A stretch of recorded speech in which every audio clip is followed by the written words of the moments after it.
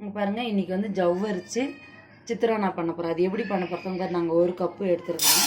இதை வந்து நம்ம 2 வாட்டி கழுவிடணும்.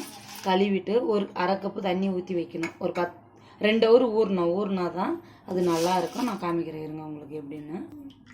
இங்கே பாருங்கள், நம்ம தண்ணி ஊற்றி கழுவிட்டோம். கழுவி இருக்கிறோம். இது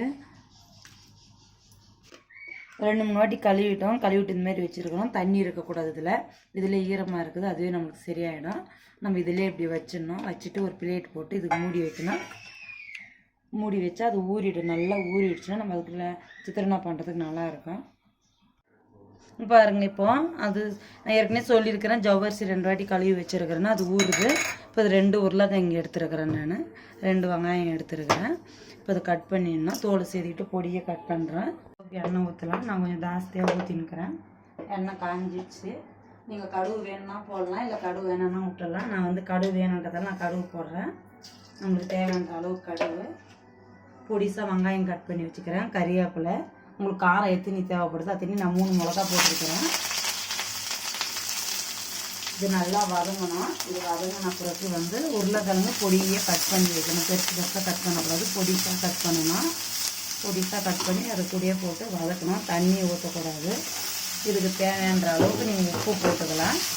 இதுக்கு தேவையான அளவு உப்பு போடலாம். நீங்கள் உப்பு போட்டுட்டு மஞ்சள் பொடி வேணும்னா போடலாம், வானான்னா விடலாம். இதுக்கு நான் வந்து மஞ்சள் பொடி போடுறேன். மஞ்சள் பொடி போடலாம் ஒயிட் கலரில் தெரியும், வெள்ளையாக இருக்கும். மஞ்சள் பொடி போட்டால் கொஞ்சம் கலர் தெரியும். அதுக்காக நான் மஞ்சள் பொடி போடுறேன். அவ்வளோதான். இது வந்து உருளைக்கிழங்கு நல்லா எண்ணெயிலே வறுக்கணும். வறுத்து எடுக்கணும். அடி பிடிக்கக்கூடாது.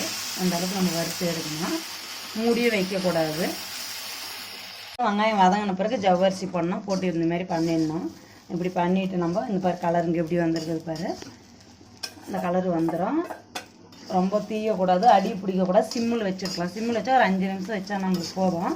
இது மேலே வந்து உருளைக்கிழங்கு நான் என்னென்ன போட்டுக்கிறது உங்களுக்கு சொல்லியிருக்கிறேன்.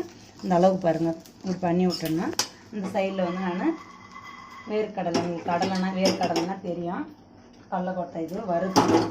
இது வறுக்கணும். இது வறுத்து இந்த அளவுக்கு வறுத்துட்டு இது வந்து மிக்சியில் ரொம்ப பொடி பண்ணக்கூடாது, மீடியமாக பொடி பண்ணணும். இதை பொடி பண்ணி நம்ம இது மேலே லைட்டாக போடணும். அப்போ நல்லாயிருக்கும், டேஸ்ட்டாக இருக்கும். அந்த வீட்டில் பாருங்கள், வேர்க்கடலை வறுத்தாச்சு. வறுத்து இந்த அளவுக்கு வறுக்கணும். வறுத்து தோல் எடுத்துட்டேன். இப்போ வந்து மிக்சியில் போடணும். இது மிக்சியில் போட்டு ரொம்ப பொடி பண்ணக்கூடாது, ஒரு மாதிரி குறன்னு பண்ணணும். இது பண்ணால் நான் மிக்சியில் போடுறேன். போட்டுட்டு பாருங்கள், இது பொடியை அரைச்சிட்டேன். இப்போ நான் இதில் போட போகிறேன். பாருங்கள், அதிகம் போடக்கூடாது. உங்களுக்கு எவ்வளோ தேவைப்படணுமோ அவ்வளோ போடலாம். இது இப்படி போட்டாச்சு. இது மேலே வந்து நான் கொத்தமல்லி தூவுறேன். கொத்தமல்லி தூவலாம். கொத்தமல்லி தூவிட்டு இது ஒரு தொய்வு விட்டுடலாம்.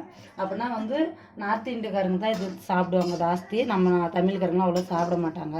இது செஞ்சு பாருங்கள், சாப்பிடுங்க, உடம்புக்கு நல்லது. இது நாங்கள் நிறைய வாட்டி எங்கள் வீட்டில் செய்வோம். அப்படின்னா நாங்கள் வீடியோ யூடியூப்பில் போட்டதில்லை. இப்போ தான் ஃபஸ்ட் டைம் நான் போடுறேன். பசங்கள்லாம் இதெல்லாம் நீங்கள் செய்கிற எல்லாமா போடுங்க அப்படின்னாங்க. அதெல்லாம் நாங்கள் போட்டிருக்கிறோம். இது நல்லாயிருக்கும், சாப்பிட்றதுக்கு நல்லாயிருக்கும்.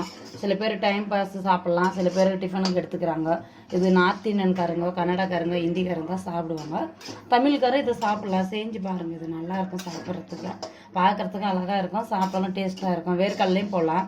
அப்படி இல்லைன்னா நீங்கள் வந்து தேங்காய் போடனாலும் தேங்காயும் போடலாம். தேங்காய் வந்து துருவி போடணும். துருவி கட் பண்ணிட்டு மிக்சியில் அடித்து போடலாம். இல்லை தேங்காய் துருவி ஊற்றுருந்தா அதில் போடலாம். இல்லை காய் துருவி ஊற்றுருந்தா அதில் துருவி போடலாம். எப்படி வேணாலும் செய்யலாம். இது நீங்கள் ஒரு வாட்டி செஞ்சு பாருங்கள், ட்ரை பண்ணி பாருங்கள். உங்களுக்கு பிடிச்சிருந்தா எங்களுக்கு இன்னொரு வீடியோ நான் போடுறேன், அதில் பார்க்கலாம். லைக் பண்ணுங்கள், கமெண்ட் பண்ணுங்கள், ஷேர் பண்ணுங்கள், பெல்லை கிளிக் பண்ணுங்கள். தேங்க்யூ.